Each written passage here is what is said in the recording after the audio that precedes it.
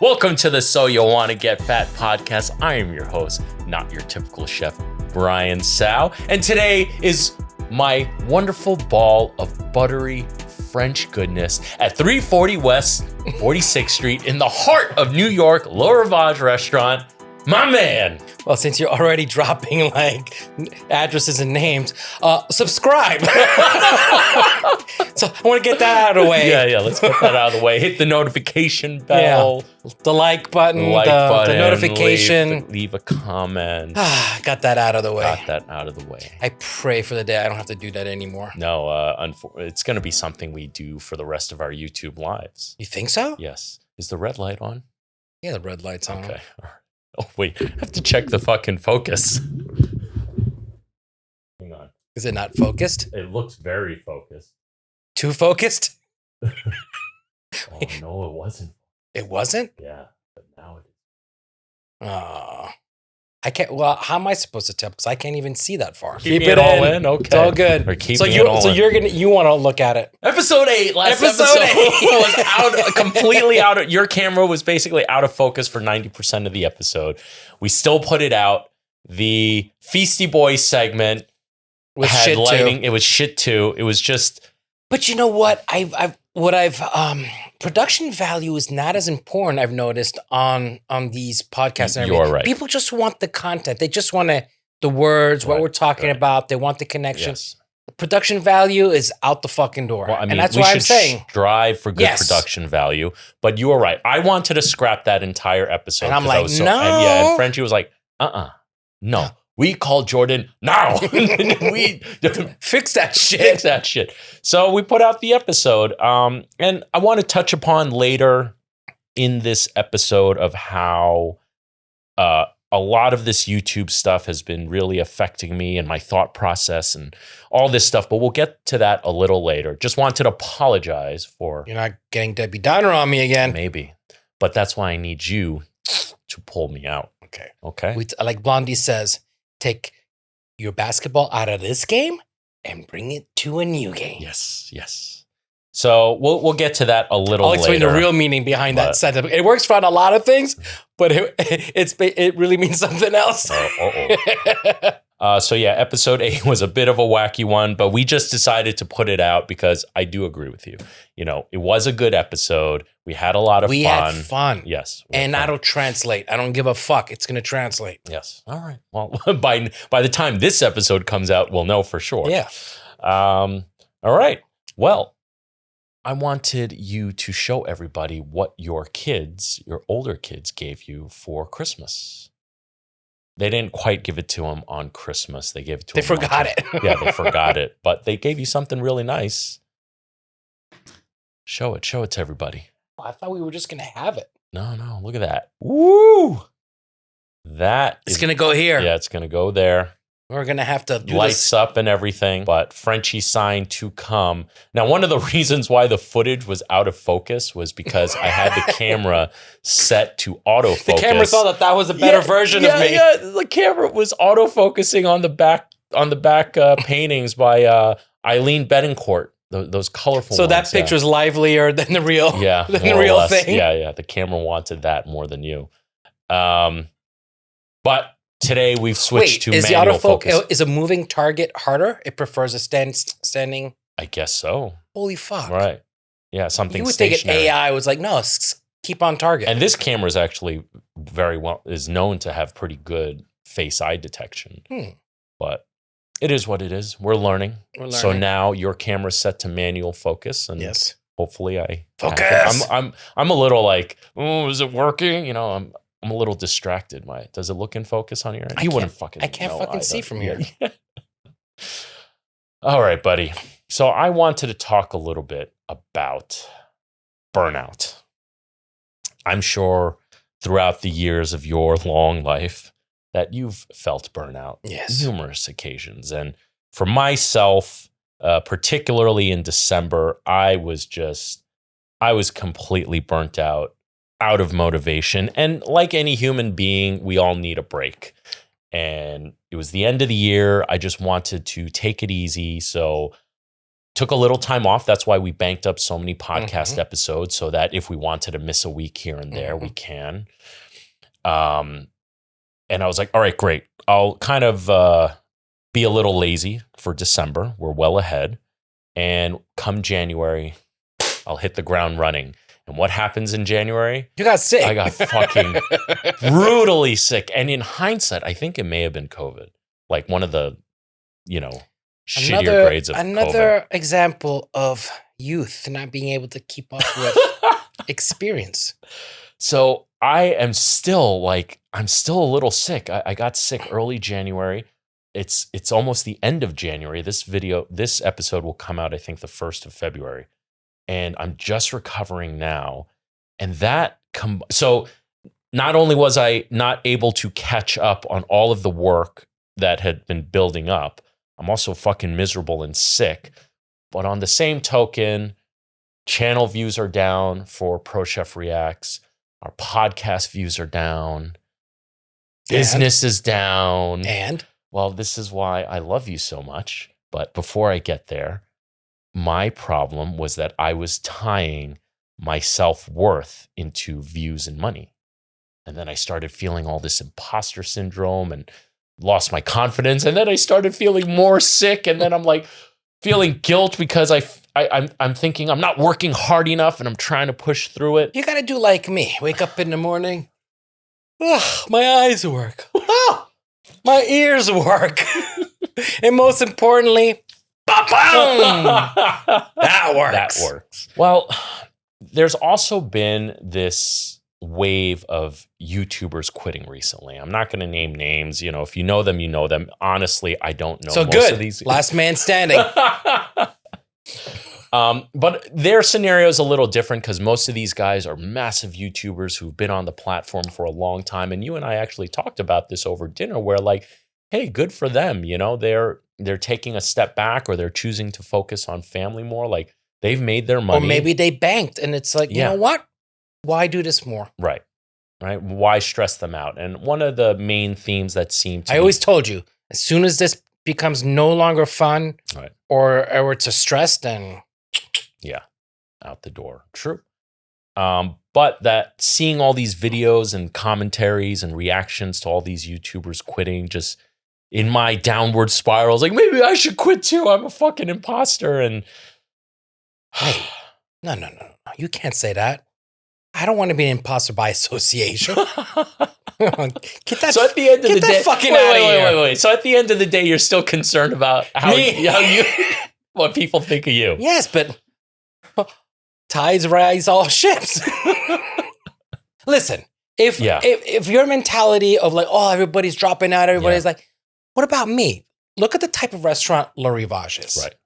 Those restaurants went out the way of the dodo, and everybody on the planet is telling me, you've had your time, you're out, and guess what? And all those restaurants, fell into that trap. They're right. This is no longer working out, and they all disappeared. Right.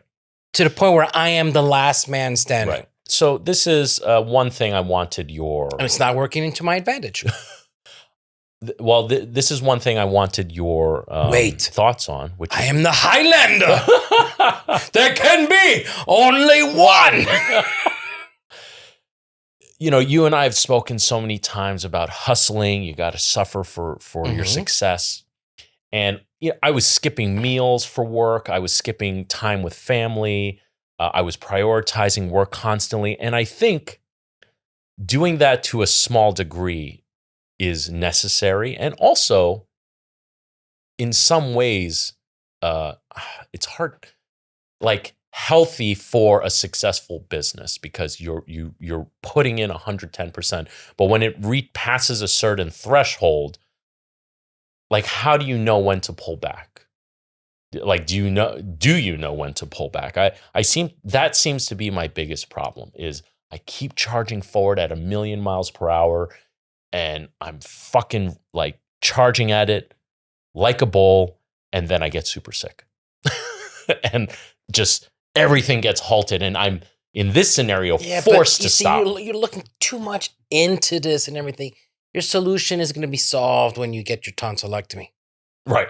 And after that, this won't even be an issue. And you'll be looking at this like, oh, fuck, should have done this like years ago. Right.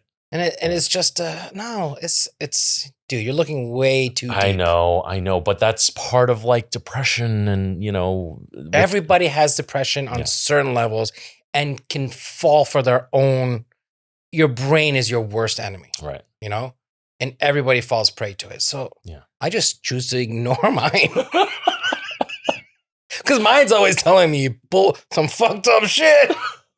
So what, are you going to be like a Vulcan and, just don't they like one day of the year just go absolutely ape shit? Is that? Yeah, but I don't I already do that? Yeah, true that. We do that once a week for Feasty Boys, which you and I are still trying to decide if we're going to do a Feasty Boys. Yeah. How good was that last one at Soledad, though? God damn it. Yeah, I really wish the footage came out a little better. But Julian said we could use, for the food shots, we can use any of his B-rolls, anything that he has out there, we can use. So, he won't say anything. All right. And don't worry about interjecting like the bad footage of us hanging with him and me, and you don't have drunk footage of me, do you? Oh, there's all the footage of you is pretty much wasted. I'm bringing this up on the podcast because I feel not enough people talk about this stuff, as embarrassing as it may be, or you just want to point out that you're not alone out there. Right. Not alone out there. Everybody's feeling the same shit. Yeah. Everyone feels the same shit. And even Ken and Barbie on Instagram, there's trouble in paradise. Right. And I think it's important to talk about this stuff, but also one thing that happens when you spiral like this is because my income is now tied into my creativity, which same thing for the restaurant, but particularly for the YouTube channel. Are you taking it personally? No. What I'm getting at is sometimes my decisions are motivated by what I think will be the better business decision. So the last couple podcast episodes, particularly the Twitch one, the Crypto Zoo one, while I did find them genuinely interesting, and I did have a good time on those podcasts. Blondie thought they were boring. Well, I started to realize after we talked about not replicating these Jacque dishes and all these dishes, really changed something in my mindset. Because remember, we were filming Pro Chef Reacts, and I'm not going to say which episode because it's not going to come out now, but I basically was saying, I'm done with this. Like I'm done with shitting on someone for the sake of views or shitting on someone for the sake of shitting on them. I want to get back to the joy of Pro Chef Reacts. And not to say I didn't have fun on all those past episodes. And it was definitely fun exposing you to some of these crazy cooking videos as everyone else did, right? But we'll encounter that. Even in the positive direction, we'll still encounter that. Right. That doesn't, we could watch an amazing chef. Doesn't mean I can't shit on him a little bit. Right? And we can have fun with it. Exactly. We could hop on his mistake. I think it's, my mindset has changed as far as the intent of what I'm looking for. I'm no longer going like, what's going to be the most vile, disgusting thing that pisses off. But what are you enjoying? I'm enjoying more of the educational aspect of things, my long-winded answers for all the food science stuff. Okay, we can do this. But I want everyone to understand when you're building a business, I spoke about in past episodes how I feel I found my flow. I'm very confident in my decisions. But even then doesn't mean that... And the moment you say that, oh, fuck, shit happens. That too. However, doesn't mean that you're not going to make mistakes along the way. And it's by drawing from your past mistakes and experiences, you learn to navigate it, right? And that's why I come to you to talk to you and get some guidance. And I'm kind of like going through this recalibration of where I want to take this channel. Well, clue me in. Oh, I think I want to focus more back onto food-related topics on the podcast. I like this. What we genuinely know. And what we're good at. I'm making a conscious decision not to choose topics because I think they're going to be a cash grab. I'll tell you from what I want. Yeah. because now that I'm like scrolling through social media and looking at stuff now with purpose now, I find myself watching good content. I like good, all this stuff that makes me like giddy. Yeah. Or sometimes that the scenes that dumbfound me and I'm just there with my mouth wide open, just staring. You know, I know it doesn't make for great, you know, criticism, critique, but like, oh man, it makes me happy. Well, we learn a lot from that too. And then there's that wonderment of seeing something for the first time and being completely dumbfounded. It's also not to say that you can't learn something from a shitty cooking video. There's plenty of opportunities in those types of videos to say, hey, this technique is, what they're doing is no good because of A, B, and C. It's just the blatant fucking wasteful food destroying videos for the sake of the shock factor that I think is what's so let's really stay away starting from bad. Let's focus on the educational.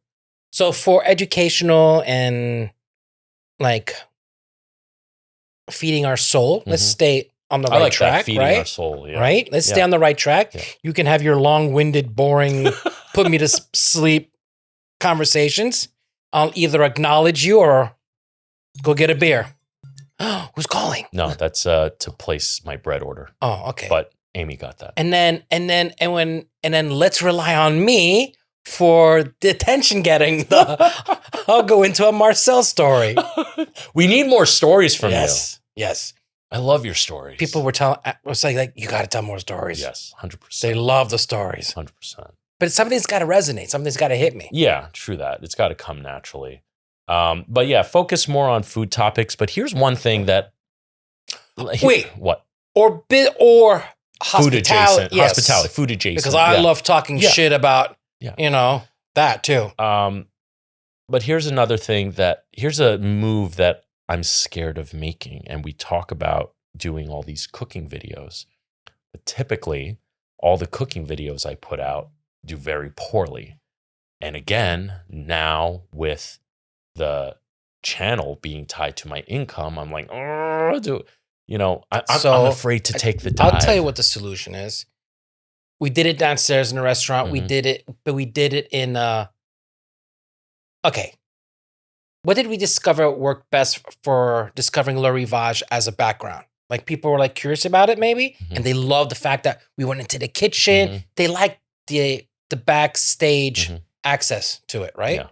So what's better than cooking at home at my place and then we can integrate like go smoking a cigar on the deck and go on the boat and or I don't know, anything. Again, it's I'm like conflicted these days, and I'm just speaking out loud because I want people to realize, despite what you see on the facade and however much success you may see someone have, you're still going to run into your problems and you know things you have to. Let me ask you this: are Guga's numbers going down?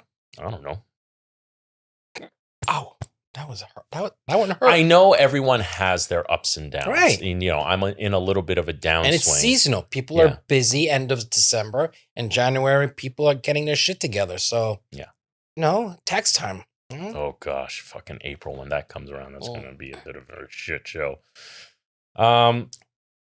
But I want to hear from the audience. Let us know in the comments what you think about all this because, again, I'm just trying to be honest. You know, I really want to be transparent and audience with the audience that helped me get to where I am today. And also would love to hear their opinion on where they think we should go. I know that our core audience wants to really see us cook. And the thing is, I want to cook with you. You know, like I'm excited about that. But look at the views. I want to cook the French fried rice and the French ramen. So that's happening. I don't care. Yeah. Will happen sooner than later. And then, I think I'm just overwhelmed. I you know, with falling behind. So I think that you said it there. There it is. Are you confusing being overwhelmed with depression? Are the two tied together, possibly? Really? You don't think the two are tied together? Might be confusing. I just asked you the fucking question. Yeah. Are you confusing one for the other? I don't know.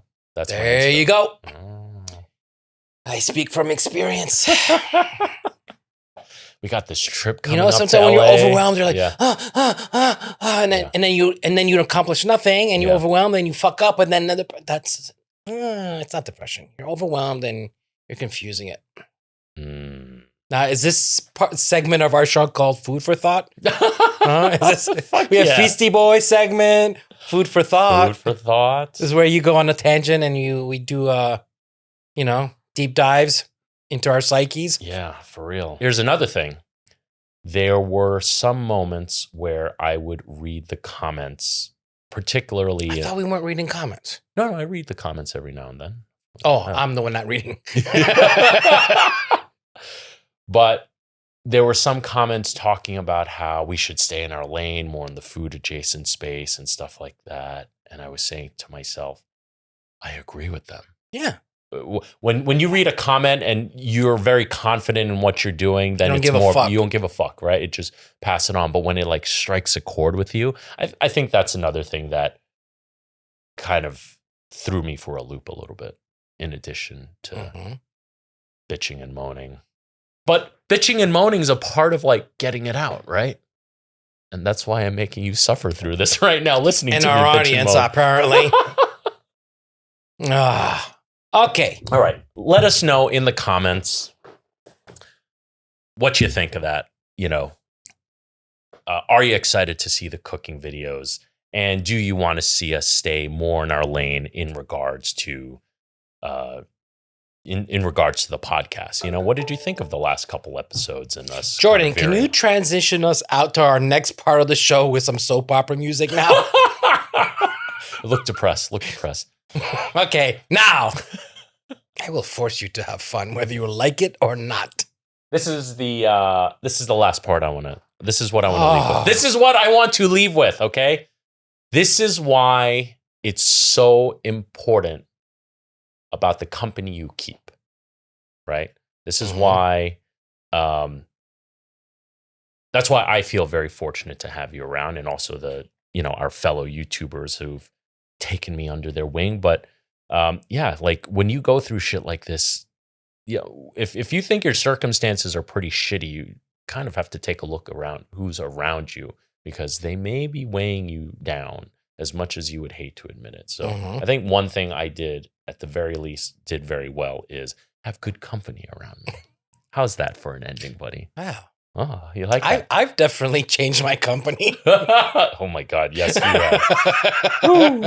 All right. It just keeps coming up. Because at the end of the day, we don't have it figured out. And if you have good company around you, you will figure it out together.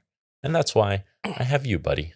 All right. As Marcel used to say, il vaut mieux être seul que mal accompagné. And what does that mean? It's better to be alone than in poor company. Wow. Shit. That's like a tattoo-worthy fucking quote right there. Oh my God. I got goosebumps. Despite everything I've been through, I still need a reminder sometimes to just get my shit together and keep going. We all do. All right?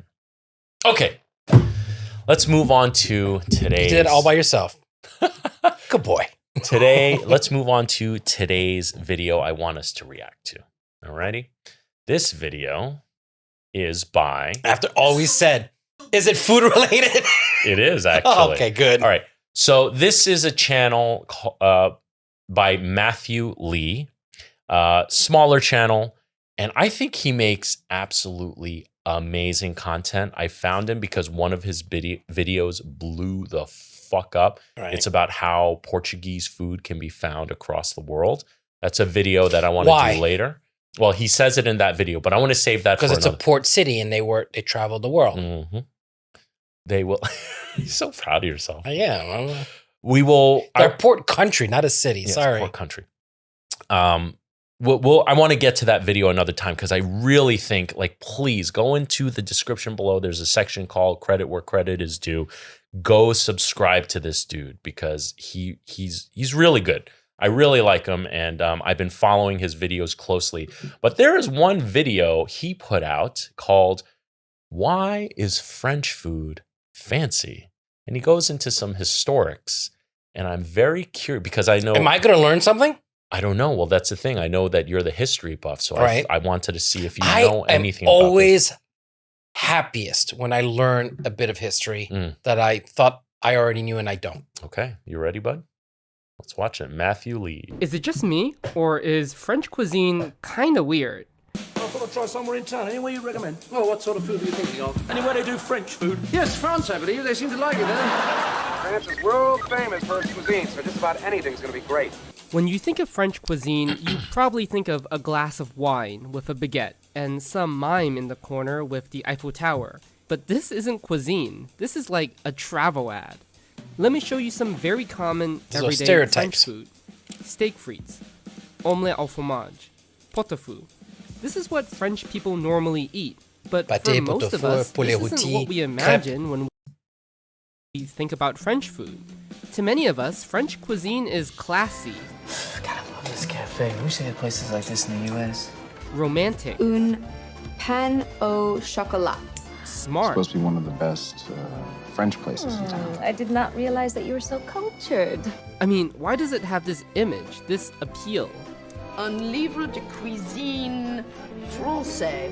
This doesn't just happen. The world doesn't just wake up one day and pick a country like Canada and start romanticizing its culture.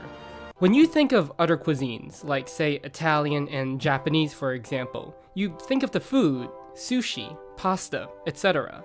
But when it comes to French cuisine, it's more about the idea than any one particular dish. What do you think of that? I'm not sold yet. Not I don't sold yet? disagree. Okay. I like that. Okay. I What's think the a lot of thought went into that. So let's Yeah. see what the foundation is. I've had French food, and besides bread, I can't really put a name to what I ate. All I remember is that it was pretty good, and it made me feel kind of sophisticated for whatever reason. So I want to know why. Why do I romanticize this abstract idea of French cuisine, where food feels more like a privilege than a right? I want to know, why is French food fancy? Cool, huh? I like this. Yeah. This goes into like he's not quite CoffeeZilla, that's more investigative reporting, but we spoke a little bit about this is the new generation of content creators. But this kid, Yeah.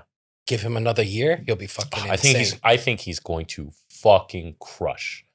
I love his videos. Turns out, it wasn't always this way. Other European countries used to actually look down on French food. Yep, especially Queen the Italians. Catherine of France, who was originally from Italy, even brought Italian cooks with her, just because she thought French food wasn't good enough. Now, I'm not saying that French food was bad all across My Italian the board. friend said, It was- "Oh, we brought food to France, and the French didn't even know what a fork was." I'm like, okay, okie dokie, Smokey.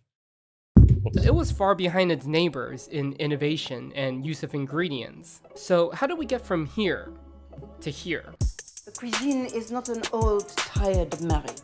It is a passionate affair. Well, there's a lot of points in this story that I can start from, but I'm gonna start with this guy, Louis XIV. Yep. He was the king of France and is probably going to be the most influential person I'm going to talk about today. Just to give you an idea of how he changed France, here's some of his predecessors, previous kings. And then here's Louis XIV and his successors. Louis XIV became king at the age of 5. Yeah, monarchies. Yes, To but be he wasn't fair, governing. king, but he Richelieu was wasn't really governing. ruling the country yet because he was a toddler. There was a regency that sort of temporarily took control, and it was at this point where the nobility of France, the rich class that's not part of the monarchy, saw an opportunity. Not long after Louis XIV ascended to the throne, a series of civil wars broke out. So far, so good? Yep. These wars were fought between the nobility and monarchy of France. The contents of the war aren't really that important. It was about who could control the country. And it ended up with Louis XIV coming out on top. But this whole experience left us. That's where the scar on this guy. romanticism of the Three Musketeers, because the Three Musketeers were protecting the king and his kingdom and everything, and they had to deal with all of this. That romantic. Gotcha. I mean, he grew up through wars literally against his existence. He never wanted something like this to happen again. And to make sure of that, he needed to change how France worked. Back then, power in France was divided by feudal lords and monarchy. It was kind of all over the place. I mean, there weren't even standard rules to the French language yet. Louis saw this as the core of the problem. The king didn't have the absolute divine power we think of them having today, but Louis wanted that, so he got rid of the feudal system and built one of the most luxurious buildings in the world. Versailles. no bathrooms. Yeah, all outhouses, right? By the way, the palace No of chamber Versailles pots. Oh. Not a single bathroom. isn't just this big fancy building that rich people used to live in. I mean, this building is part of the reason why we have these today. But you see that building? This building. That look at when that was built, Right. and we can't fucking build that again. No. Yeah. Well, it's cost prohibitive now. Oh, you don't have slave labor to fucking do it anymore.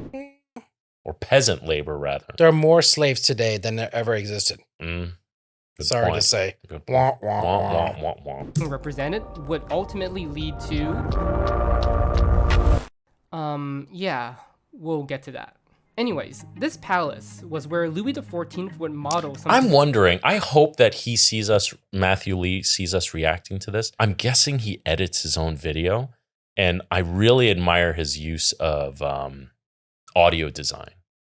The music and the sounds effects and his transitions. I mean, Because it's great. research has to go into all of it. Well, he's researching it. He's writing it out. Like, he's fucking finding all these images to B-roll. Like, dude, that's a lot of work. You know, you and I, we keep joking we're carpetbaggers to Uncle Roger, but quite frankly, to be honest with you guys, this type of reaction content is easier. Like, this is fucking high effort stuff. Well, you can't do this more often. We can do our episodes more often. Right. I mean, if we really wanted to, we could do it multiple times a week, but you know, we also have our fucking lives to live. True that. Yes. We now call a centralized government. That meant that there weren't going to be any more feudal lords that were just going to be running different parts of the country. Instead, all of the governing of France was going to happen in this one building. And because the building was so nice, it was pretty easy for Louis to convince the people. monarchy and the aristocracy to move there. But, you know, there was a weakness he had to consider. Louis XIV had put the most powerful people in France in one place, so he could control them and the country more easily. But he also put himself at risk of all of these people easily being able to conspire against him since they were now all in the same place. To make sure none of these people would try to revolt against him, he didn't turn to guns, but instead this. Art. Food. Louis XIV invested a lot into art in the name of elevating French culture. You can see how crazy and out of control they went with this. Just look at Versailles. Throughout the years, they just kept on building on top of it to make it more extravagant. By the way, this wasn't happening because France was going through some sort of economic miracle. In order to pay for all of this, Louis XIV had to raise taxes on the poor and borrow money. Doing this for years and years obviously started straining the French economy. But, you know, it didn't matter because French culture started looking like this. Woo! Art distracted the upper class who the were original throwing money at cheese. this art also made Louis XIV look like a god-chosen king. One of the most important mediums he invested into was cuisine. Banquets were a big part of Louis XIV's lifestyle. There's accounts that he often ate 4 plates of soup, a whole pheasant, salad, and a bunch of other stuff in one meal. Also, Louis XIV would invite diplomats and leaders from other European countries to sort of show off how cultured France was becoming at the time. Turns out, if your culture is hip and other countries like you, they're more likely to listen to you. This is why I moved to Le Rivage and invite guests over here to fatten them up. Diplomacy via food. Oh, speaking of which, the owner of Wilco Foods asked, That's a huge company, by the way. If you don't know, please tell the audience who and what Wilco Foods is. They're a very big food purveyor. Yeah. Very big. And he has a podcast, and I've been on his show, and he asked me to be on it again. And then he said, I'm not too familiar with moving equipment and everything. I was like, we have it. We'll film it here, and we'll just give it to you. Oh, nice. And then, but at the same time, you got to do one of our episodes. Thanks for checking in with me to make sure it's okay. Of course it's okay. Wait, are you serious? No, fucking around with you. Oh. I'm just trying to be, bitchy, let me mistress. tell him no. My partner changed his mind. Yeah. By the way, speaking of diplomacy, guys, please, I said already, go subscribe. No, not there. Well, we said that for our channel. I really want everyone to go to his channel, subscribe, but also take the time to watch the video Yes. on his channel so he gets the views. This is a reaction for Frenchy, but I really want more people to be watching this kid. You have me engrossed. I really like this. I'm telling you, you're going to love this kid's channel. And France is still pretty good at it. Santé. Santé. This was all happening at the right moment, because at the same time, this guy was about to change French cuisine forever. Remember, before Louis XIV, France was a pretty feudal country, meaning that French cuisine didn't really exist, at least not in the way that we think of it today. Each region kind of had its own different style of cooking, which was still all kind of medieval, by the way. Francois would write a cookbook to change all of this, to make French cuisine consistent and give it a proper image. He didn't only record recipes from places all across France, by the way. He also made certain rules that every French cook should follow. This is what we call codifying cuisine. So if I'm not mistaken, He wrote the first cookbook. well, it's very well documented that while the French were not the first to standardize cuisine, they were the first ones to document it, which is why, So we can replicate it. right, replicate it consistently. I mean, fuck, replication and consistency are probably the two words a lot of people don't The secret to my associate. success. Well, that too, but that a lot of people don't associate with what it takes to have a successful business, period. Not just the food business, but any business, you know? So I got to consistently stop acting like a little bitch about getting overwhelmed with my work. It's a minimum standard of cooking to keep a cuisine consistent. I know this pretty much sounds like common sense to us today, but it wasn't back then. Oh, also Francois got cooks to replace expensive foreign spices like saffron and ginger with more local ones like parsley and thyme to keep French cuisine dependent on itself. And he's also the one who got France into butter, which is kind of a pretty big deal. So these two key moments, Louis XIV consolidating power in Versailles. They just and came out with Francois- information that butter is healthier for you than olive oil. Really? Yeah. Yeah. It's got a lot of the good stuff you need to survive and be healthy. I know what I'm eating later. Codifying French cuisine led to an explosion of this.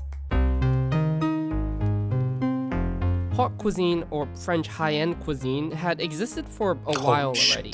But this is where it kicked off into the food that we recognize today.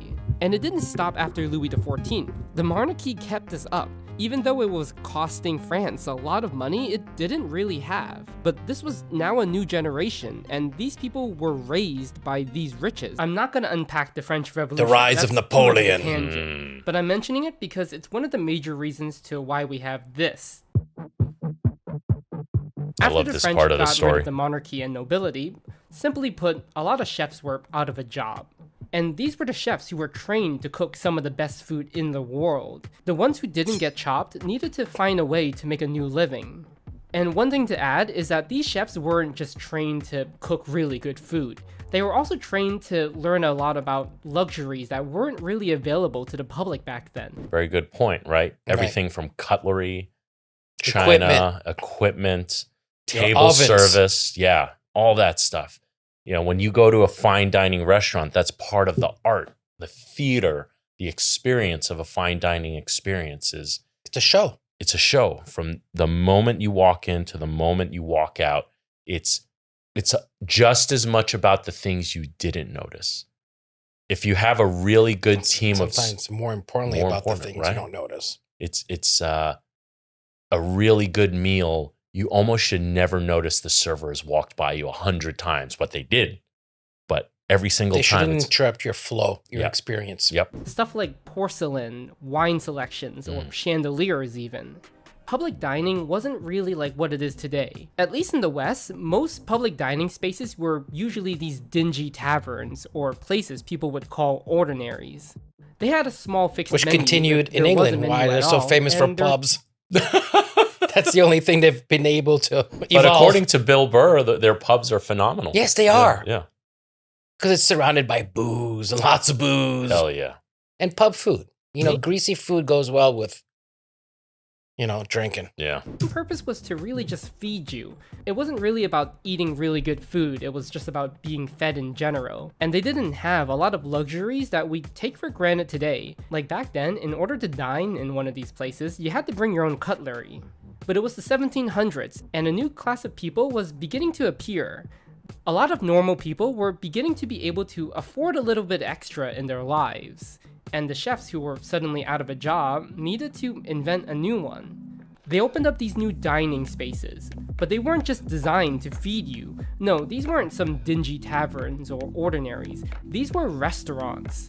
They were designed to be beautiful, ornate, and for a short amount of time, you could live like a noble. You were buying an experience. Yeah. It was a place to hang out, and that's what it is. Yeah. You're going for an experience. And, let us know in the comments below, how many of you, what was like that moment where you realized I'm in a fine dining restaurant right now? Because I think everyone has that moment. You've known one thing. Unlimited breadsticks?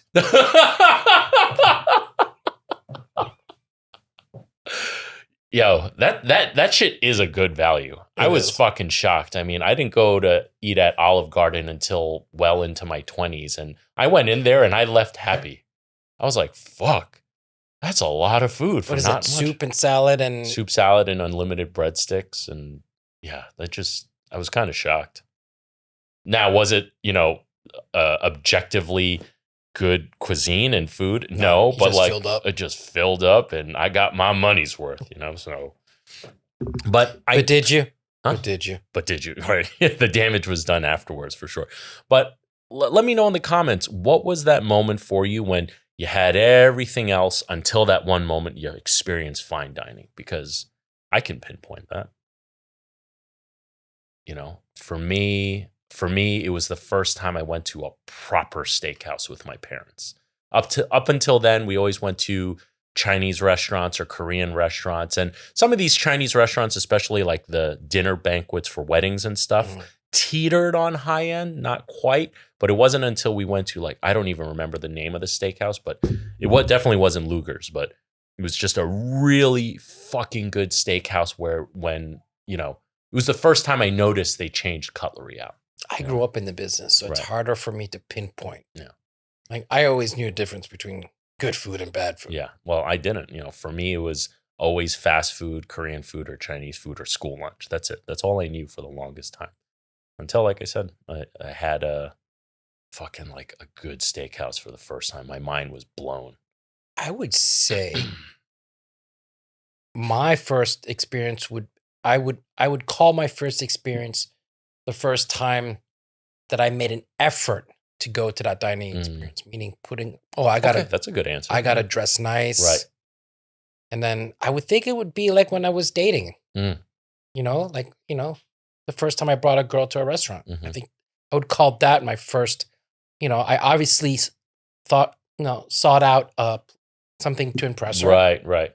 And I probably played it down saying I've been here before, and it probably was my first time too. Right. You know what I mean? Yeah. But I guess you were more acclimated to it because you grew up in the business, right? I was not to put down your experience. Well, I was doing the roles of the people working in those restaurants already. Right. So I could see it's like being an usher at the movie, whoa. You don't get to pay attention to the whole movie, but it's happening. Right. Gotcha. All right. I like that answer. Now that I think about it, it was very similar to me too. And for me, it happened in China. I was there for my, mid to late teens. And same thing, when I first started dating and stuff. So what was a fancy restaurant there?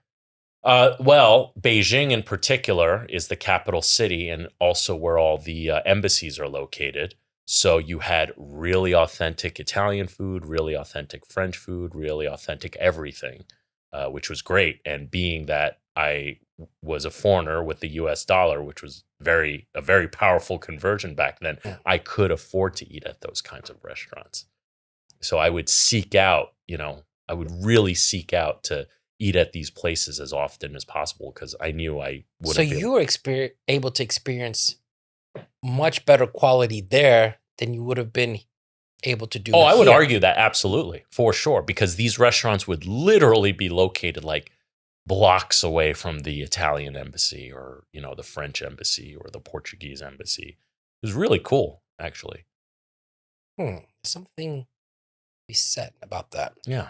And I guess that's why New York is like that too. Mm-hmm. Because we have every embassy on the planet. Right? A consulate. Right? Consulate. Yeah, because the embassies are technically in the capitals and the consulate will be in the big major cities. You know what I meant. Yes. You know what I meant. I know. I'm just trying to clarify. Long-winded answers. Long-winded answers. You calling me? About me. God, calm down. Long-winded. Okay, play this kid. He's caught my attention. These places had waiters who were dressed up and would serve you your orders. Oh yeah, speaking of ordering, these places had menus, like pages and pages of options. And on top of that, a menu for wine? Basically, France was the first country to introduce this modern style of dining, the style of dining that we now all have today. After all, the word restaurant is French. So Menu basically, is the French only advantage is that they've had more time to practice it. That's all. What do you mean practice it? The restaurant etiquette, hospitality, restaurant etiquette. Yes, food. Because it was born out of the excesses of luxury. Yeah. Right. All these guys out of a job and they're just applying their knowledge. But I mean, in today's world, right, we're the oldest at playing at the game of restaurant, of playing restaurant. Yeah. Yeah. You know what I mean? Gotcha.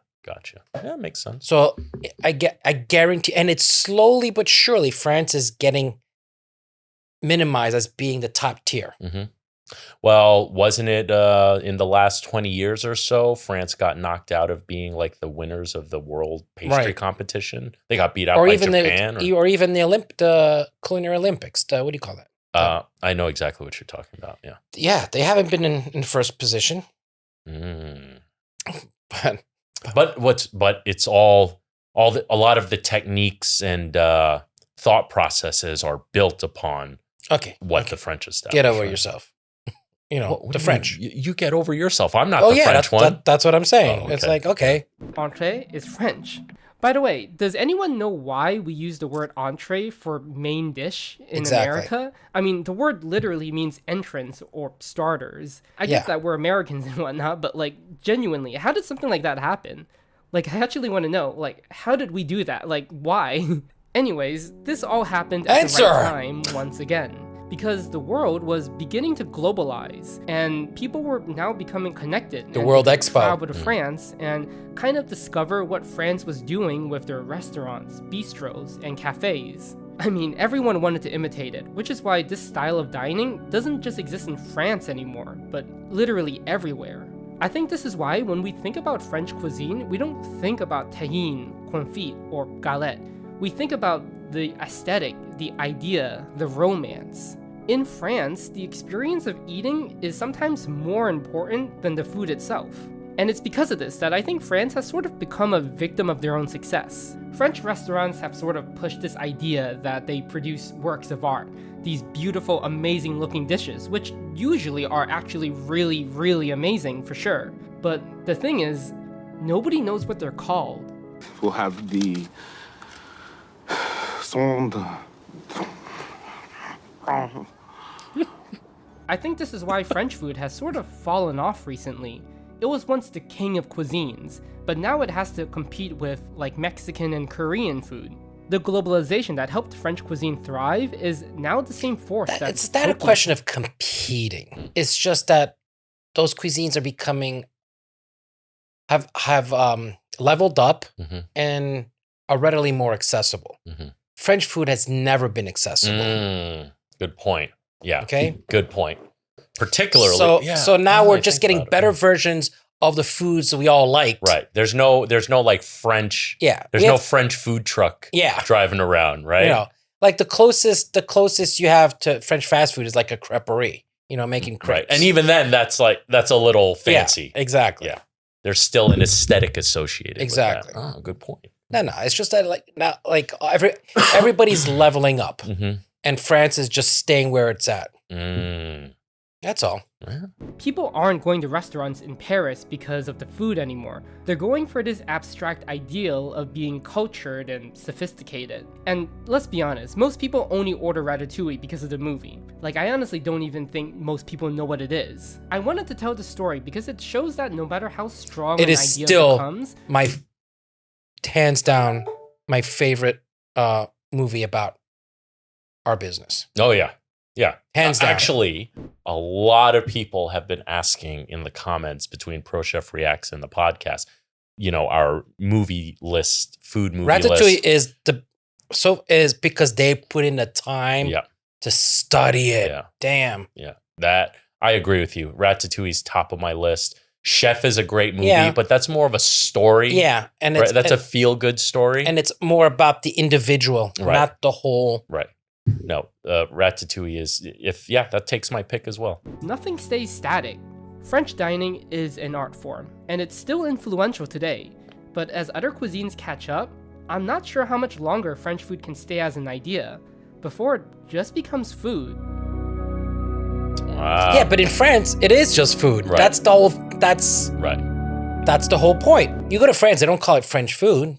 They call it specialties of the region, specialties of this. It's traditional, and there's classic, and there's nouvelle, and there's all this bullshit in between, Yeah. Nouvelle cuisine was such fucking bullshit, though. God damn it. Explain what nouvelle cuisine is. Oh, that was like the hoity-toityest that was a price. Of the... It was a fancy way of jacking up the price and making the portions really small. More or less. So what did you think? I love this kid. That kid's a rock star, right? Yep. Yeah, 100%. You definitely have to check out more of his One day we're going to be hoping to be his guest. Yeah. You should check out his other videos. I definitely want to react to his video on Portuguese cuisine because, again, that was the video how I found him. And it's the video that really blew him up. But did I guess the reason? I'm sorry? Did I guess the reasoning behind it? Partially, but there's a lot more to it. It's a great video. I want to save it for that video. Okay. All right. You want to do that on Pro Chefs React? Ooh, yeah, maybe. Let us know in the comments if you guys want us to see that. And by the way, Frenchy, did you know... What? Can I take these off We yet? can take these off, yeah. Oh. Did you know that many of our viewers are not subscribed? Subscribe. For fuck's fucking sake. Oh, wait. I'm sorry. We have one more clip to do. We have one more clip? Yeah, so headphones back on.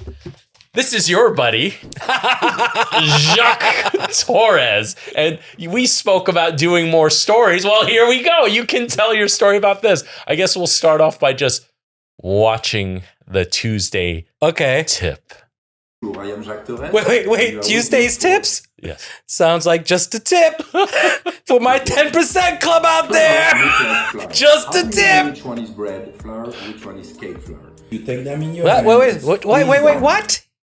Which one is what? Bread flour with clumps. Okay. And Which one is what? Which one is cake flour? Which one is bread flour? Oh, okay. And you are with me for Tuesday tips. Flour look like flour. How do you know which one is bread flour, which one is cake flour? You take them in your hand and squeeze them. The bread flour with clumps, and the clumps have a little texture. Now the cake flour, if you press it, the clumps are breaking down. They have no texture. People, this is how I check my balls every day for testicular cancer. Now, tell the audience why we're reacting to this. Because what happened on Tuesday when we saw each other? What? I don't remember. You wanted to fucking leave these comments on the actual video, and then you were afraid you were going to piss off Jacques. So you called his wife to get the okay, and then we got the blessing She was from like, his wife. do it on your show. Don't leave it. Don't put him here. But what comments? I forgot what I wanted to say now. You said it already. Do I? Yeah. Oh, okay. Just the tip, and that's how you check for testicular you just called me cancer. out. Now it sounds planned. No, it wasn't planned. It was just like, I was like, no, yes, I agree with her. We should tell her. Okay. Yeah, we're just saying, we got the blessing from Jacques' wife, and let's remind everyone, who is Jacques Torres to you? Jacques Torres, even though I was working for Danielle, Jacques Torres is technically my first boss in the business outside of my family. Right. So your work. And to this day, he's my go-to. He's my consigliere. Yeah. He's my version of me to you. Yeah. You talk about him all the time. Yeah. And what do you call? Yeah, you guys, if you haven't heard, because of he's Jacques not much Torres, older than me, and I'm following in his footsteps. He's had 2 kids later in life. I did the same thing, but he didn't have any before. So, so I've lived a couple of lives, and now our lives have matched up again. But yeah, I worked for him. I was like 16 years old at the #1 restaurant on the planet, Le Cirque. Le Cirque. Yeah. Squeeze down the bread flour with clumps, and the clumps have a little texture. Now the cake flour, if you I just imagine him holding on to my balls. Protein is higher in the bread flour, and it clumps a lot easier. It clumps. For the help. By the way, people, that's a fake French accent. He doesn't talk that way. He's from Brooklyn. No, he's not. Don't spread bullshit like that about him. So, if you guys didn't know, that actually, I would say the 2 most popular types of flour you will often see is AP flour and cake flour. If you go to any cheap supermarket, I feel like not every supermarket will necessarily have bread flour, but AP flour. Yeah. There's been a few times where I'm like, oh, they have AP flour and they have cake flour, but they don't have fucking bread flour. But AP flour, all-purpose flour, is half cake and half bread flour. Just FYI for you guys. Oh, I like Jacques. Yeah, no, Jacques' awesome. His fucking chocolates are amazing. You know what's the best part of Mr. Chocolate? What? Madame Chocolat, his wife. His wife? Yeah. I get it. She's funny. Yeah. Well, I mean, I've heard you on the phone. She's constantly sending me like memes. Hell yeah. All right, buddy. So those are the clips. The clips for today. Can we take these off? Yes, we can. Oh. Okay. All right. I don't know why after a while they're like, how do those people wear those for like whole podcasts? I have no idea. I'm not a huge fan of it either. We're just doing it for Jordan. Okay. So we have a tasting segment on today's episode where I brought one of my mission sandwiches. I made it very plain. It's just turkey Swiss with a little bit of mayo and arugula. So basically it's a simple vessel to taste Samsa House hot sauces. Wait, are these more of the same company? No, this is from Samsa House directly. Sam is a buddy of mine. I am sorry, Sam. I always take fucking forever to reply to you. Check out these bottles. They're pretty sick. Well, let me show the camera first. Oh, we got stickers. We got stickers. Got a full line. Is that his logo, the guy in the middle? Yep, that's his logo. Is that him? That's him. Samuel. You guys should check him out. Samuel. At Samsa House. Why does he look like Jesus went to a rave? Okay, come on. All right. So I brought us a sandwich, and I figure we can try a couple of his sauces. Now, some of the audience have complained about our chewing while we do the podcast. So every time before we start chowing down, I'm going to start having Jordan put chew alert. Chew alert. Yes. Chew alert. Oh, no. Chew warning. Chew warning. As long as the chew warning is down below, maybe not necessarily flashing. You should have Chewbacca going.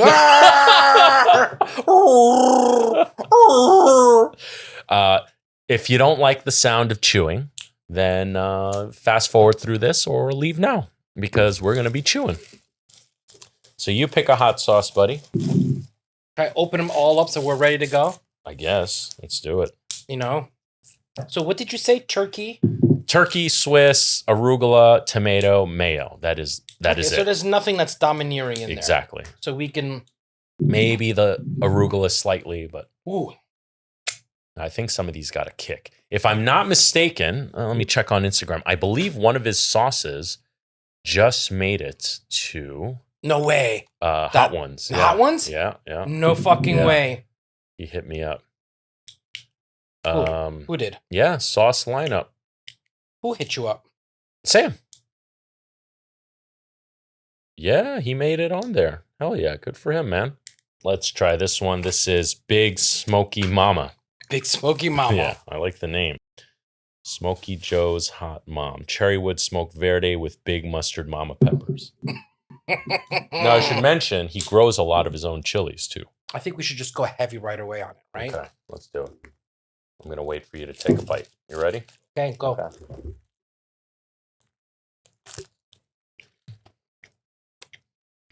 Smoky. Mm-hmm. Initial sweet, Mm-hmm. smoky.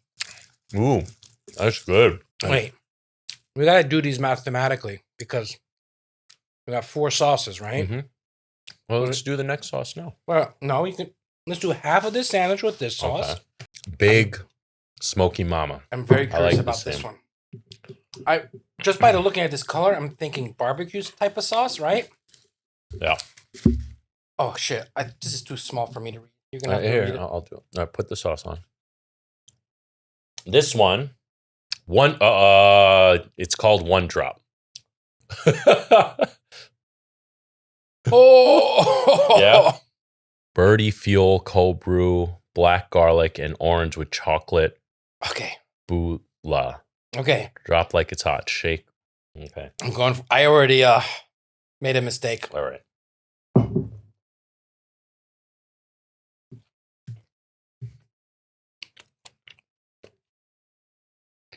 Definitely, I could get. Yeah. Oh no! Yeah. Is it bad? Oh, it's getting there. I'm okay. Okay. I mean, with the name like One Drop. Oh shit! I put way too much. I also didn't put on as much as you did. Okay. Okay. Okay. This one's not my favorite. Not gonna lie. Flavor wise or hotness wise? Because flavor wise, I don't mind. Really? Yeah, it's too much. It's too much. Flavor wise, not my thing. Personally. Oh, okay. I think we ran into a problem here. Okay. Okay. Okay. It's definitely spicier. Mm-hmm. But I'm okay. Well, thank you for the sandwiches, by the way. Mm-hmm. My pleasure. Did you bring the same type downstairs for everybody else? No, I brought them the parm with burrata. And I gave one to the kitchen. To the what? To the kitchen. One for the kitchen, one for the front. I delivered it myself. Before I what? Before you started pouring. Smoky J. Yeah. Cherrywood smoked sauces for the masses. Okay. Hmm. Mmm. Mmm. Mmm. Vinegar notes, Mm-hmm. right? Mm-hmm. This is definitely spice-wise very mild. I can't feel my lips on this side. Oof. Yeah, give me that back again. This one is not as spicy, but the other one, the previous one, is still working on me. Oh. First one's my favorite. This is my second. Okay. And this hot one is my third so far. Let's see. This one's called Hot Habanero Haram. Fresh banana. Ooh. Ají limon and black cardamom. Go ham. This one reminds me of a vinaigrette. Right? I like this. Number 2 for me. I'm going back to my number 1. Good stuff, man. Guys, check out Samsa House. He also has a website, samsahouse.com. Are you even in frame? No. No. Before we sign off, we are going to do some fan mail. Wait a second. Wait a second. I'm still breathing. Or trying to. All right. Someone sent us a t-shirt. Doesn't say from who. Doesn't? Oh my gosh, but this is fucking hilarious. So, someone sent this, I guess, via Amazon. Crazy Dog t-shirts. There is no other info in here. Oh, so shit. Let us know in the comments who you are. But this is definitely for you.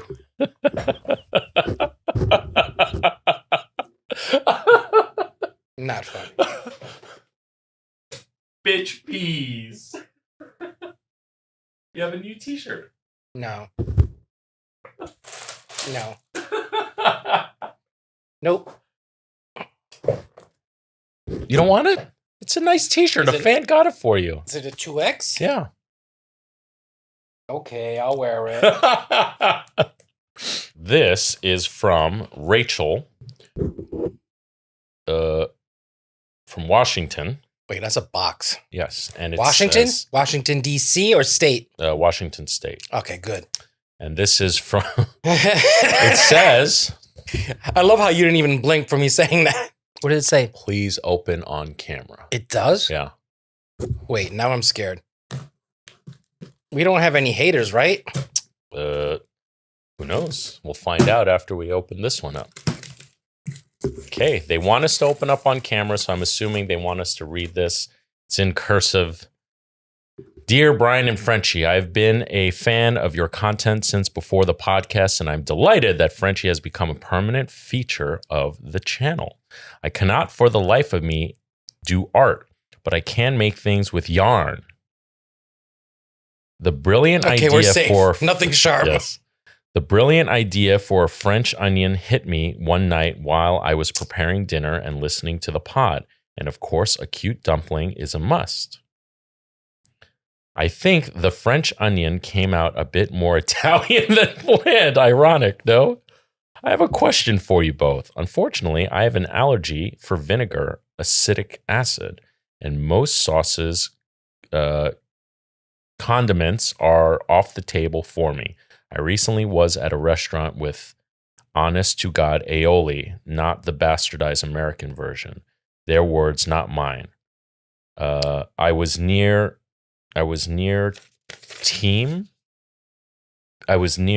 Death. something being able to enjoy a tasty sauce with my friends instead of being unable to share food, which is typically the norm.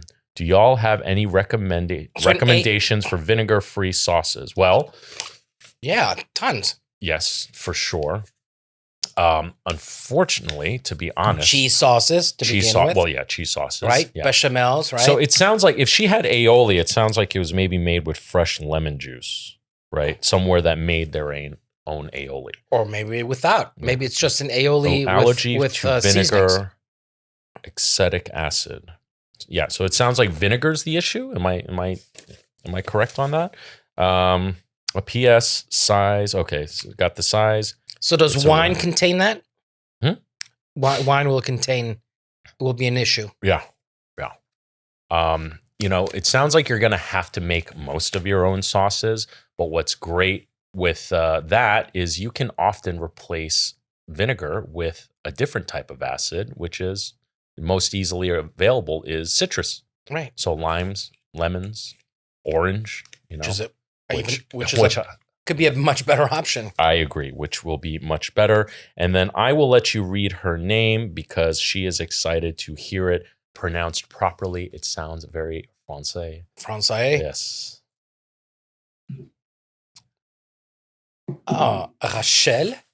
Rachel Sibylle Saunier. Right? I'm assuming that's SAU. Dude. NIR. What?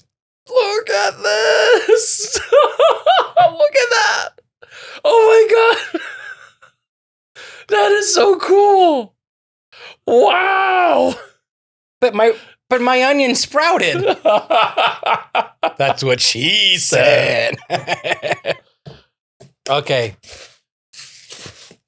That's cool. So you're the dumpling? and you're the onion. And I'm the onion? Yes. And look, the mustache. Look, I got the mustache You now. got the mustache. Should I shave all this and just keep like a really, Yes, do it. like a real Yeah. porn A porn mustache. mustache? Yeah. I'm dumpling and you're an onion. No, I'm not gonna do that. I have enough gay guys hitting on me already. All right, we got to make sure we send her a shirt.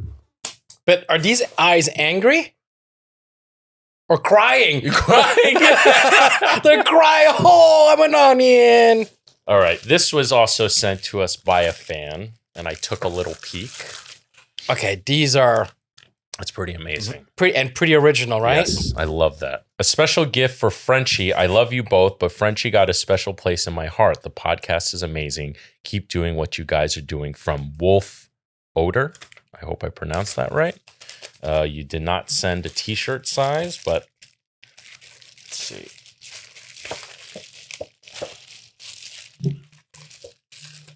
Are you having difficulties there? Yeah.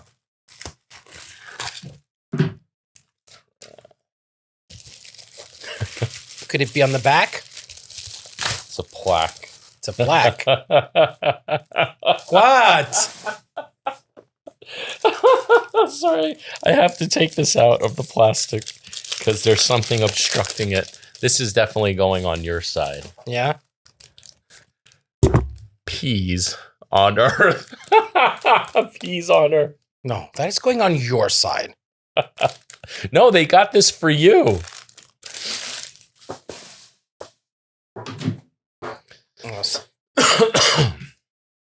Our delivery messenger was not very kind here. Oh man, this one's heavy. All we are saying, okay, is give peas a chance. Dude, this is heavy. This is from Jay Breezy. Jay Breezy? Yeah. Now, can we put these on the soundproofing? Yeah, we can try.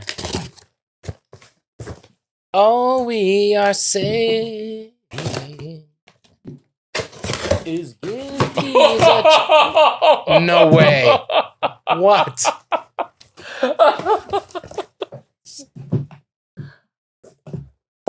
No. No. It's a case of green peas.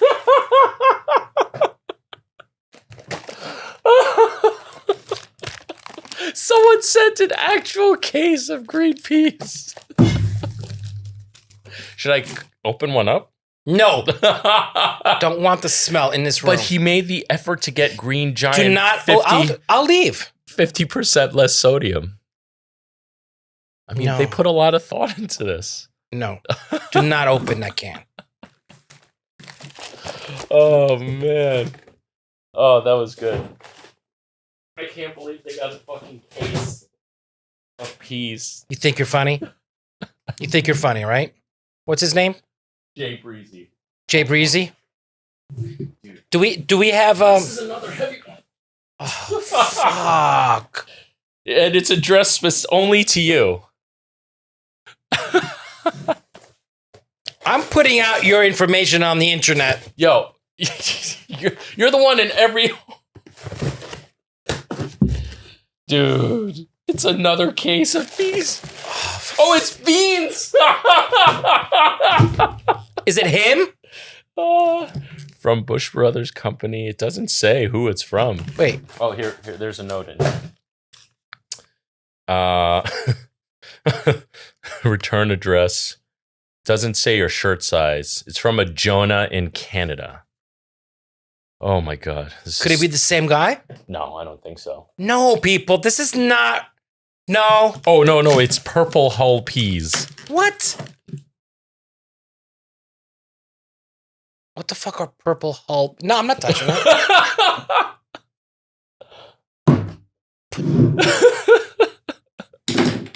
I mean, they're in a can, so we're safe. Why? Why? This one from Jay Breezy doesn't have a note or anything. It's just... They wanted to cause you stress. I guess family... You're not getting t-shirts. The people who send me peas are not getting t-shirts. Oh, man. That was good. That was very good. All right, buddy. Well... Now what am I supposed to do with that? I don't know. Let's give it to your staff and they can make family meal out of it. No, but then the smell is going to be there. We can't waste it. Can you give it to a food pantry? No, they gave it to you as a gift. What? I'm not eating it. Give it to a food pantry. We'll leave it on the table for now, as a memento. No, there's absolutely no reason for it to be here. Wrong direction, people. Wrong direction. I have nothing to end with today. I don't want to end with you being so upset. Any questions or comments? All right, we'll do some questions to cheer you up. I was so happy.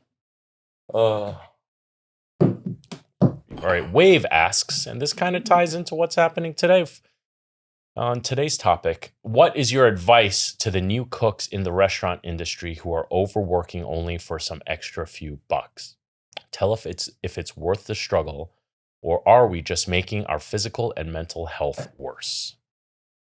Well, yeah, it's a delicate balance, right? Yeah. So, do you burn yourself out to sacrifice for the art of cooking, or? Number one, I think you need to accept that you shouldn't be doing this for a few extra bucks, right? If you are overworking, are you overworking yourself for the love of it? Because at the end of the day, I think in that scenario... Well, the sheer fact that if you have to ask a question, then... You're maybe already there? Yeah. Yeah, 100%. Only you know your own limits, but I agree. If you're already asking this question, maybe you already pushed it too far. And always remember, and I have to remind myself... Because you don't want to build resentment. You don't want to build resentment. I have to remind myself this all the time. The work will still get done even if you're not there. Yeah. Especially if it's a well-operating place. So don't punish yourself if you don't overwork. And that's a mistake I make. And I'm doing it now a little bit to myself. So use me as an example that even if you get this far in your career, you can still feel that. Okay. But it sounds like you need a little bit of a break. Sounds like you're already getting there. Yeah. So just like I was telling Frenchy, hey, I'm still recovering from this cold. I'm not drinking. I'm not hanging out too late. You have to put some limits. That has to happen sometimes. Are there times where you may miss out on certain opportunities?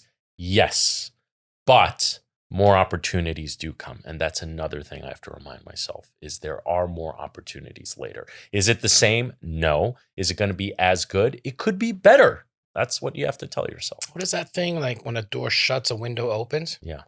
Why can't you kick that door open again? Right. Yeah. I agree. And you don't break that window. Permanent breeze. Fezzik asks. Fezzik. As in Princess Bride Fezzik? I guess. Fezzik. Oh. Is it best to season scrambled eggs before? You have to do it in Fezzik's voice. I can't do Fezzik's voice. Okay. You kill my father, right? No, I can't do it. That was terrible. My name is Inigo Montoya. Yes. You killed my father. Prepare to die. My name is Inigo Montoya. You killed my father. Prepare to die. They just keep saying it over and over and over. Is it best to season? I do not think that word means what you think it means. Is it best to season scrambled eggs before or after cooking? I always season before. I whisk it in. Oh, if you're mixing the eggs, yes. Yeah. But if you're doing over easy, what do you think? No, they're saying specifically for scrambled eggs. Yeah, sorry. Yes. Yeah.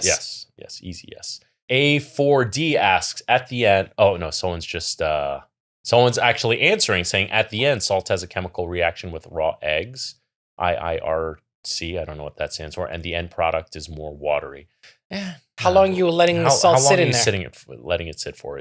Ideally, it should be cooked and consumed relatively quickly. Hoku asks, what's the story behind that Bobby pic taken December 2023? Well, I thought we covered that when we showed the picture. Oh, no, maybe we didn't show the picture.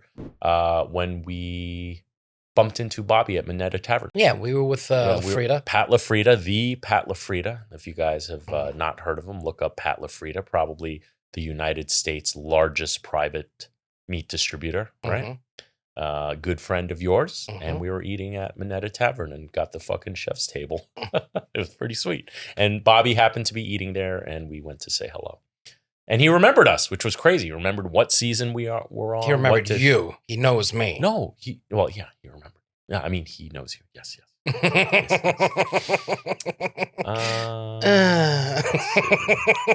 Hill CT asks, I was just now watching the Christmas episode where restaurant grades were discussed. I was inspired to go read up on the scoring system, and they even pulled up the link for the NYC DOH guide. If I read this correctly, every New York restaurant is allowed no more than 1 rat per inspection. The question is, if you have 2 rats and get a B, if you only have 1 rat in the following inspection, does that mean you get an A, or does the pest control company get an F? First off, if a health inspector comes in and they see a rat, that's it, you're done. They're probably going to just shut you the fuck down. Yeah. Despite what that guide says. Yeah, no fucking it's way. actually super subjective to what the inspector says goes, right? For example, a really nice inspector, if they see a flat of eggs that are cracked, will be like, oh, you got some cracked eggs, but like shit happens. Mm-hmm. And they may judge you differently because they saw the rest of your kitchen was immaculate, and they are going to assume correctly and forgive you that, oh, this just happened. This was an accident. This was an accident. If a inspector really wants to fuck you, they can cut you points on every single egg. Each egg. They could multiply that fucking fine by each egg that's broken. Yep.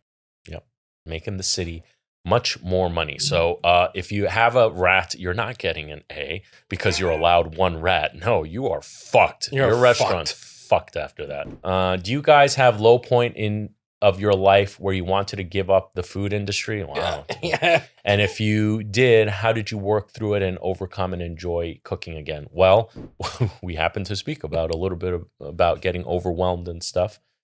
I've also mentioned a few times that I have wanted to quit this industry numerous times. Wanted to be a radiologist at one point. And my radiologist buddy was like, no, don't be a radiologist. You be a chef. And, I'm very glad he pushed me to not do that. And I know you've also had moments where you were like, fuck this. Right?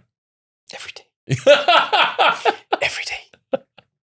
But then I talk to myself. I say, Paul, yes, this is no good. Don't think this way. Yeah.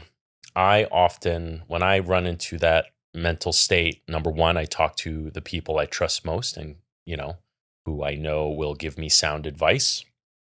But I also look at my career and often say to myself, fuck, I've worked this far already. Like, why am I going to quit now? Mm-hmm. And then that's where it comes back to consistency, right? What were the 2 words we said?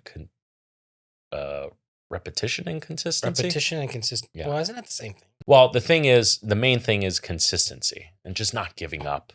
You're going to have your ups and downs. Just like I'm in a down period right now, you have to work through it because what do you always tell me? It always works out in the end. It always works out. Always works out. Always works out. Always works out. And guess what? I'm having a hard time believing that, but fuck, I'm like grasping onto it. You know who doesn't work out for? Anybody who quits. Yeah. Yes. I can't guarantee you'll be successful, but I guarantee you won't be if you quit. Exactly. 100%. Grim asks, can you guys come up with some creative dumplings and tapas with like frozen broth cubes or something? Can you come up with some creative dumplings and tapas? Dumplings, we're going to rehash it, but we're going to have to do a French onion. I think someone's doing the French onion soup dumplings. Santos, my old boss. Oh. Yeah. Oh, fuck that then. Oh, well, he goes on to ask some kind of frozen French onion soup dumpling that gets wrapped up in some kind of bao. I wouldn't put a dumpling in a bao. But No. Yeah, no. You don't put bread in bread. Yes. Bread sandwich? A bread sandwich. When cooking video, iWave asks, when cooking videos, make them sandwiches with Frenchy and don't forget your older promises. Yes. Yes. Yeah. Okay. Yes. We're on it. We're on it. Remember, nothing wrong with keeping us honest. Yes, absolutely. But we did say in the last podcast or the one before that, we're going to aim for 1 per quarter because they are much more time consuming. And you have to remember, Frenchy and I operate our restaurants and and have to operate the podcast and stuff. So we can definitely commit to 1 per quarter for sure. Let's see. Dreammore asks, Hi Hi there, chef. Can you share some of your kitchen nicknames you had in your entire career? Not all, but maybe one of your best, worst and funny nicknames or aliases in the kitchen. Fuckface, asshole, Shoemaker, yeah, shoemaker. I've been called brain, idiot sandwich. Hey you. What? Who the fuck are you? Yeah. The one that stuck the longest for me was Junior. I was always Junior to this one particular chef in that kitchen. But was it a derogatory or was it just he didn't know your name? No, it was derogatory. Oh, it was? Yeah. Listen here, Junior. Yeah, more or less. Was he a southern? No. No? He was Hawaiian. Oh. Yeah. So anyway, I was Junior for the longest time. And Junior and Brain. Because someone wrote my name on the schedule wrong once. They wrote Brain instead of Brian. So everyone called me Brain for the rest of my time there. Should have mentioned this. I don't mind it. I don't hate that nickname. Got used to it. Brian the Brain Tao. Eden asks. Wait a second. What? I'm thinking of my nicknames. Oh, yes. I'm sorry. Frenchy. Frenchy. But believe it or not, at the CIA, they used to call me Frenchy. Oh, yeah? Yeah, I was the only French guy. Yeah. All right. You know, it's not very original. No. All right, one more. Oh, and fuckface. One more from Eden. Frenchy and Brian, tell me your favorite superhero you see yourself as. I'm gonna do the rest. That's a good question. My favorite that you see yourself as Wolverine, short and stocky. You know, definitely Wolverine. I can see kitchen utensils coming out of my hands as I say that. Fucking chef's knives start popping out. For me, I definitely don't look like him by any means, but as far as personality... I definitely look like Wolverine. Personality-wise, I would say... Personality-wise? Peter Parker, Spider-Man. Does he have the glasses? No, because of just, him trying to balance everything and find his place in life. Stuff like that. Trying to balance everything. That was the best part of Spider-Man, was the humanity aspect of his character. Right. That's what I loved about him so much. Oh, I'm definitely Wolverine. I mean, I'm definitely no fucking Superman or Batman. That's for damn sure. But I'm not X-Men Wolverine. I'm either before adamantium or Old Man Logan. Old Man Logan? Yeah. I think you're before adamantium. X-Men years of my life would have been like that short stint in like when I worked for other people. It's a team effort. You know what I mean? And in the kitchen where I wasn't the boss and I was a team. Right? Yeah. Holy shit. Yes. And because I was a loner before. Yeah. And I grew up alone in this business with my family, like being a loner. Those are the beginning stages of Wolverine. And then, when he got to adamantium and became the X-Men and all that stuff, that's team effort. Yeah. And then after he's like, fuck all this shit. Old Man Logan. So you've lived every era. Yeah. All right. Oh shit. What? I'm in my Logan stage. Wait. Logan dies at the end of the movie. In that movie. But in the comic books, Old Man Logan. All right. Well, guys, I hope you enjoyed this episode as much as we did making it. Thank you, buddy. Thank you for being there for me. Did you get cheered up a little bit? A little bit. You know what's going to cheer me up more? Beer? Lots of butter. Lots of butter. Lots of butter. Are we doing dinner here? Yeah, let's do it. Yeah, where else are we going to find butter? Yeah, and lots of it. And lots of it. All right, guys. Well, remember, don't be afraid to fail, because it can only make you stronger. With that said, I'm Chef Brian Tsao, not your typical chef. Frenchy, signing out. Bye.